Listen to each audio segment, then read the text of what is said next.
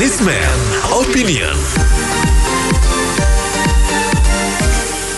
DPR kembali berencana membahas RUU minuman beralkohol. Menanggapinya, Grup Industri Minuman Malt Indonesia menilai saat ini industri minuman beralkohol sudah punya beragam peraturan sehingga RUU minuman beralkohol belum urgent diundangkan.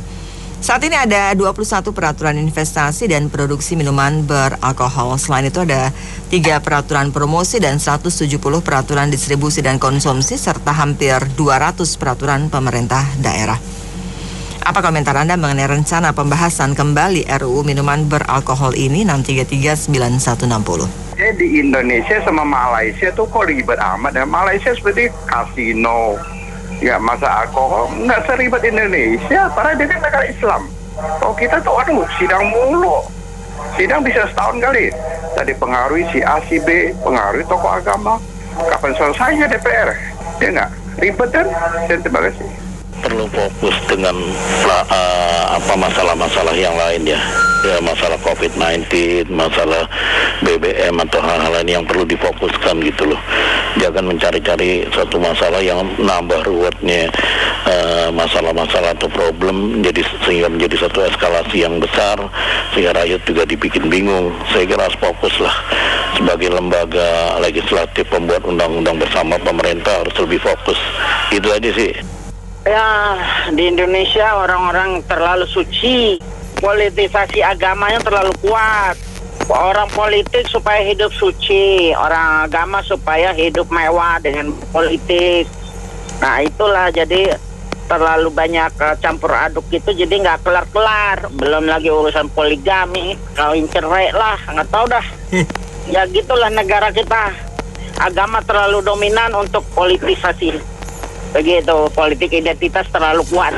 Politik identitasnya hilang, mungkin nggak seperti itu. Pikir memang apa yang disampaikan oleh Asosiasi Minuman Malt itu benar ya.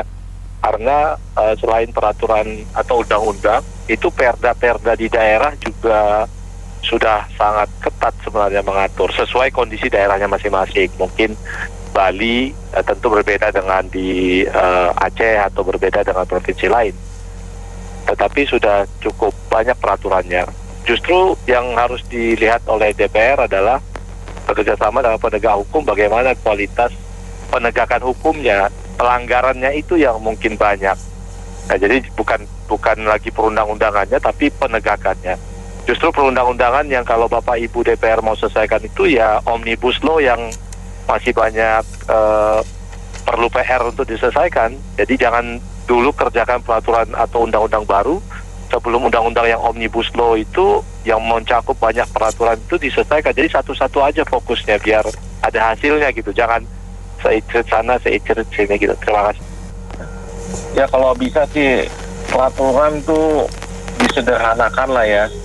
Disederhanakan tapi tidak menjadi abu-abu gitu. Karena di Indonesia ini terlalu banyak peraturan ya. Contoh gini, itu meskipun udah ada undang-undang cipta kerja, omnibus law, tahukah ya Anda ya kalau itu pabrik itu ya, kita pikir punya mesin 5 biji itu saya punya apa itu selesai gitu ya, mesin pon gitu ya. Enggak, itu selain udah urusan tenaga kerja, itu dari Departemen Tenaga Kerja itu tiap mesin mesti ada sertifikat, mesti ada macam-macam, operatornya mesti ada sertifikat gitu loh. Jadi ini sebenarnya ini sengaja dibikin tuh, peraturan dibikin tuh supaya jadi mungkin ya. Jadi tujuannya orang bilang buat keselamatan kerja dan lain-lain, tapi mungkin lebih buat ke objek gitu loh. Jadi buat lahan basah. Jadi sederhanakanlah peraturan yang ada ya. Makasih. Kalau menurut saya sih selama ini undang-undang mengenai alkohol udah bagus ya di Indonesia. Kalau terus menerus pabrik alkohol ditekan terus, yang mendingan ditutup aja sekalian, Bu. Yang legal itu masih lebih bagus daripada alkohol yang ilegal tuh yang bisa bikin penyakit kalau menurut saya ya. Yang ilegal itu yang ditindak, itu aja. Terima kasih. Kalau DPR membahas ini dalam rangka mencari penghasilan negara baru, pajak misalnya, saya pikir sih itu sebagai masyarakat setuju lah ya, supaya penghasilan itu bisa untuk menurunkan BBM. Tetapi jika pembahasan ini untuk ketertiban masyarakat dan sebagainya, maka sebenarnya tadi seperti dikatakan Asosiasi Pengusaha Minuman Keras ini, peraturannya itu sudah 100 sekian ini, 100 sekian, tetapi penegakan hukumnya itu kan tidak jarang kita lihat di lapangan ya, outlet-outlet yang menjual minuman keras, satu karaoke dan sebagainya, justru pelanggarannya karena di backing sama oknum. Nah, jadi penegakannya ini yang harus dibahas oleh DPR. Gimana, kenapa peraturan yang ratusan tidak tegak? Siapa yang dapat keuntungan dari sirkulasi minuman keras legal maupun ilegal di Indonesia? Terima kasih. Peraturan yang penting kan, misalnya Pak Jokowi kan sudah ada Undang-Undang Cipta Karya. Jadi sebetulnya undang-undang itu memang dibuat simpel-simpel saja itu sudah cukup. Yang banyak-banyak itu dibuat simpel tetapi ketat, pengawasannya juga bagus. Jadi RUU mau diundangkan itu tujuannya untuk menguntungkan siapa? Untuk menguntungkan pemerintah, anggota dewan, atau menguntungkan pengusaha? Itu yang harus dicari tahu dulu. Jadi yang dibikin simpel-simpel tetapi sangat ketat, pengawasannya juga bagus, lalu menguntungkan negara, itu intinya. Jadi minuman beralkohol itu untuk daerah-daerah tertentu, wisata mungkin boleh, atau misalnya daerah bandara, duty free, ya seperti Pak Erick Thohir, boleh daerah-daerah tertentu, lokasi-lokasi tertentu, tetapi itu pajaknya harus masuk, boleh di sembarangan dijual, nanti merusak masyarakat. Orang yang mampu dia beli alkohol yang bagus, orang yang tidak mampu dia beli alkohol yang jelek-jelek sekali, dioplos, atau malah merusak moral, merusak mental, merusak anak-anak, orang tua, semuanya juga kena. Jadi tidak boleh dijual secara bebas. Lagi Pak Rizal. Itu tidak ada kerjaan itu, Bu, buat undang-undang yang tidak berguna. Lama-lama cara kencing pun dibuat undang-undang. Aduh, bikin undang-undang yang berguna dong bagi bangsa. Kecil-kecil diatur pakai undang-undang. Itu kan cukup pakai peraturan daerah. Terima kasih. Mau dibuat peraturan secara nasional menyeluruh ya, dari Sumatera semua pulau diatur begitu, sebenarnya nggak ada masalah sih. Cuma balik lagi, nanti jangan peraturan itu hanya sekedar peraturan gitu loh.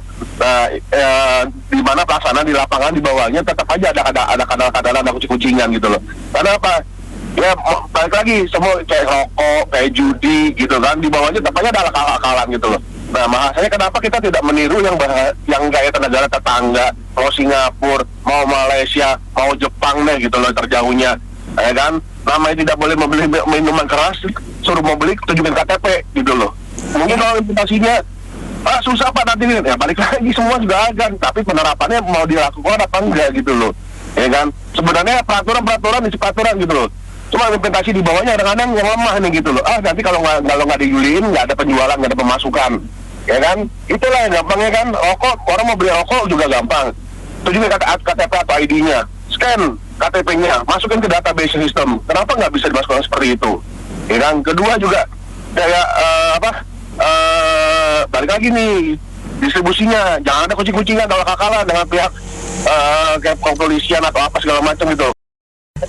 Boleh beli, nggak boleh beli gitu loh. Terima kasih. Terima kasih banyak Anda mitra bisnis yang sudah beropini untuk Businessman Opinion. Saya Nina Amelia.